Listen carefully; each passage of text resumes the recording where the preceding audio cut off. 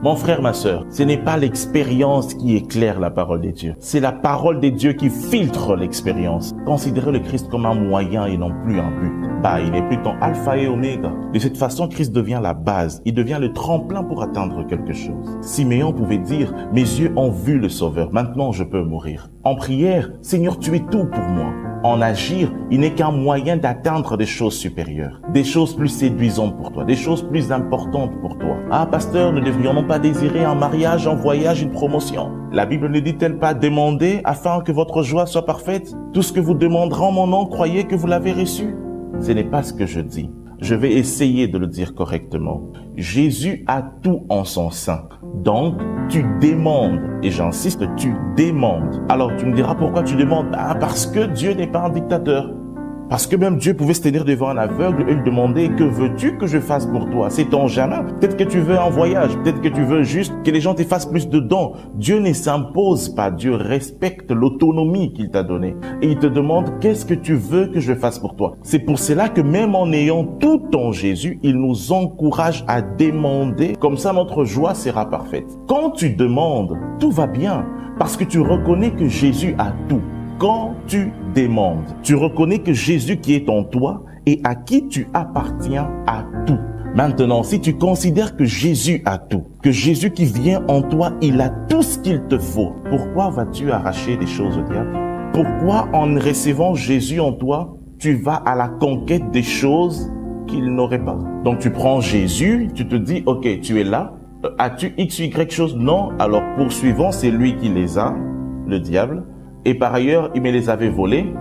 En fait, disons que je les avais, ces choses m'appartenaient avant que tu ne viennes. Comme tu ne les as pas, ces bénédictions, poursuivons celui qui les a, le diable. En fait, c'est ça que ton agir prouve quand tu poursuis le diable pour lui arracher des choses qui t'appartiennent. Déjà en amont, il y a un problème parce que tu considères qu'il y a des choses qui t'appartiennent. Alors que la parole de Dieu nous dit, Dieu a tant aimé le monde qu'il a donné, non pas un mariage, non, tout ça sont des conséquences. Il nous a donné Jésus. Parce que Dieu s'est dit dans toute sa sagesse que son Fils était pleinement suffisant pour toi. Mais Jésus te dit, mon frère, ma sœur, le mariage que tu cherches, je l'ai en moi. Je suis venu dans ta vie, tu as cru en moi, tu m'as donné ta vie, tu vis en moi, tu vis en mon sein. J'ai toutes ces bénédictions en moi. Tu dis, ok, alléluia, amen, tu as tout.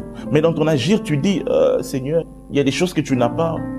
Avec toi, accompagne-moi, allons à la poursuite du diable. Depuis quand est-ce que on entraîne Jésus pour aller poursuivre le diable et lui arracher des choses t'appartenant qu'il aurait? Et parfois, ça prend du temps. Tu es là, tu arraches et les diables lui refusent de te le donner. Tu prends du temps en arrachant et lui, il résiste.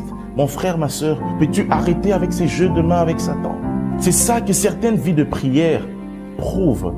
Oh mon frère, on ne s'arrête pas aux mots. Quand on grandit, on regarde ce que les personnes font. Tu t'attelles pas à ce que les gens disent. Tu peux dire que Jésus est tout puissant, qu'il est Dieu. Mais dans ton agir, tu peux prouver justement le contraire. Quand tu fais ça, tu réduis la divinité de Jésus. Qu'il n'aurait pas tout et qu'il serait un Dieu incomplet. Qu'il lui manque X ou Y chose. Qu'il faut aller poursuivre chez Satan. J'aimerais dire à quelqu'un, le diable n'a rien de toi. Je le répète. Le diable n'a rien de toi, il n'a rien à t'offrir, il n'a rien à te rendre. Tu as tout à recevoir des dieux, tout à recevoir des dieux. Tu ne deals qu'avec Dieu, tu ne poursuis pas le diable pour aller lui arracher des choses. Et même rentrons dans cette hypothèse, quoique biaisée, mais rentrons dans cette hypothèse. Tu te dis prince, tu te dis enfant du Dieu très haut, tu te dis fils de Dieu. Alors, imagine que tu sois en train de manger un sandwich, ok? Tu manges un sandwich et il y a un fou, très malodorant, très sale. Il y a un fou qui vient, qui t'arrache ton sandwich. Tu étais distrait, il te l'a arraché. Et le fou s'enfuit avec son sandwich dans des caniveaux pour aller le manger. Toi, en tant que prince, vas-tu poursuivre ton sandwich, l'arracher de main du fou ou vas-tu simplement t'offrir un autre sandwich? Que ferais-tu? Poursuivre le fou, lui arracher de ses mains le sandwich qu'il t'a volé ou bien carrément t'acheter un autre sandwich? Vous vous amusez à aller arracher des choses au diable qui a des mains sales, des choses qu'il a tenues entre ses mains, qu'il a manipulées entre ses mains. Et quand tu arraches ton sandwich au diable, ça t'étonne après qu'en le mangeant, tu aies mal au ventre. Oh, mais la parole de Dieu dit, le voleur ne vient que pour dérober, égorger, détruire. C'est la parole de Dieu qu'il vole. C'est la sémence qu'il vole. Et Jésus l'illustre très bien dans la parabole où il illustre les terres. Le diable ne peut te voler que la parole de Dieu. Parce que c'est cette parole qui germe dans ton cœur et produit des fruits. Il vole la parole parce que la parole, quand elle germe en toi, elle produit des fruits. Il vole la parole parce que la force vient de la graine. Et au moment où je te parle maintenant, je te communique la parole de Dieu. Et c'est ça que le diable va essayer de te voler.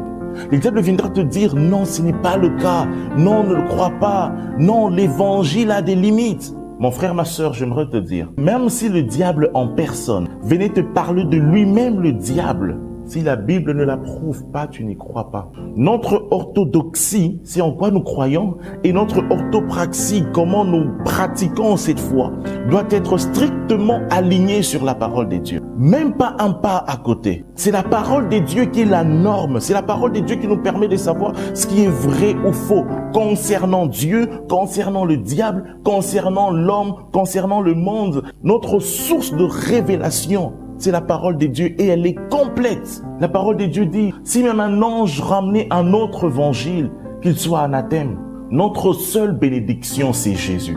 Tout est en Jésus.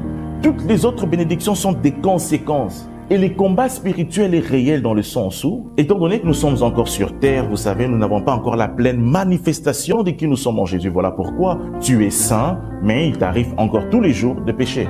Parce que ta sainteté n'est pas pleinement manifeste, étant donné que nous sommes de ce côté-ci de l'éternité. Parce que nous sommes encore sur terre, il y a encore la présence du péché avec nous. Nous ne sommes pas au ciel, donc le combat spirituel est réel. Si le diable peut venir t'attaquer, si le diable peut venir sur tes terres, et oui, la Bible nous indique qu'on le chasse, résiste au diable et il s'enfuira loin de toi. Mais on ne le poursuit pas.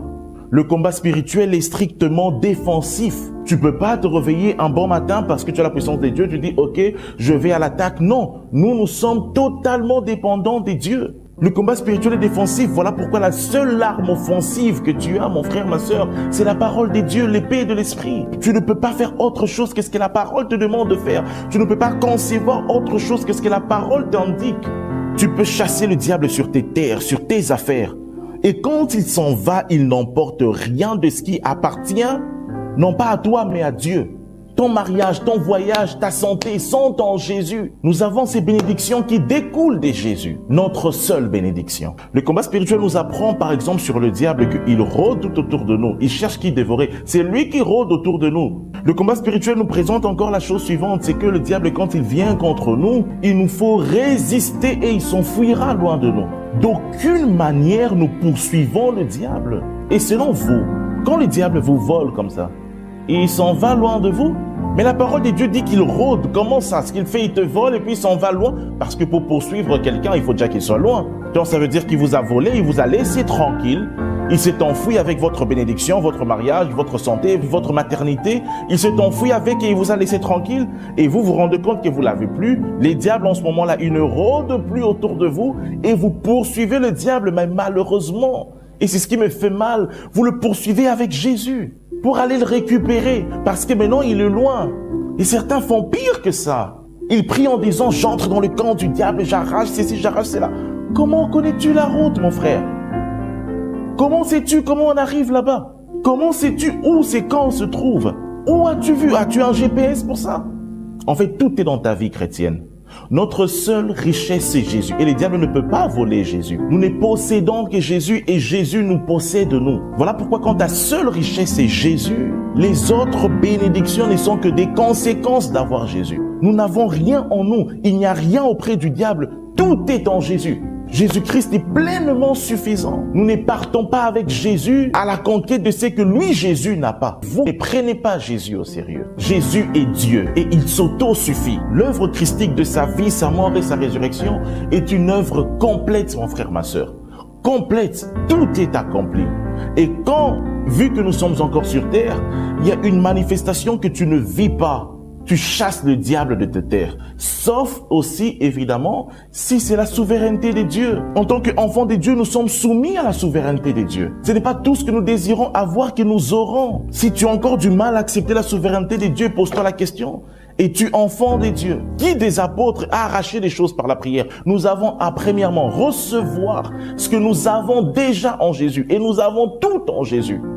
Et en second lieu, chasser le diable quand lui, le diable, il vient contre nous et quand il nous empêche de jouir de quelque chose que nous avons déjà en Jésus. Le combat spirituel consiste à chasser le démon et non les poursuivre. N'invente rien, n'imagine rien, ne suppose rien et surtout, fais passer chaque expérience au fil de la parole de Dieu. Fais passer chaque expérience au feu de la parole de Dieu pour ne garder que ce qui est bibliquement vérifiable, bibliquement soutenu. Même concernant le diable et ses agissements, nous avons le devoir et même l'obligation à nous conformer à seulement ce que la Bible nous donne comme révélation. Jean nous prévient de ne même pas rajouter un mot. Voilà pourquoi je n'encourage pas les enfants de Dieu à entendre des expériences, des gens, des ex-magiciens, des ex-sorciers qui vous disent voilà ce qu'on faisait, voilà. Ces choses sont invérifiables. Comment pouvons-nous vérifier cela? Notre seule référence pour toutes les réalités spirituelles imaginables et possibles, c'est la Bible. Si jamais on te raconte des choses qui ne sont pas vérifiées dans la Bible, comment savoir si la personne elle-même ne rencontre pas des hallucinations que le diable lui a fait croire? C'est dans ces genres de témoignages que vous entendez un enfant de 5 ans dire qu'il était général. Toi, tu étais général. Toi, tu étais général à 5 ans. Général du diable. Mais c'est des hallucinations, c'est le père du mensonge. C'est le diable, il ne peut que mentir. Même quand il veut dire la vérité, il ment. 9e verset. Nous l'avons dit précédemment et je le répète, j'insiste à cette heure. Si quelqu'un vous annonce un autre évangile que celui que vous avez reçu, qu'il soit anathème. Ce n'est pas l'expérience qui éclaire la parole de Dieu, c'est la parole de Dieu qui filtre l'expérience. Que ta vie chrétienne glorifie Jésus. Que ta vie chrétienne glorifie la puissance de Dieu et non la puissance du Satan. Le diable est puissant, mais Jésus est tout puissant. Et parfois, nous oublions cela.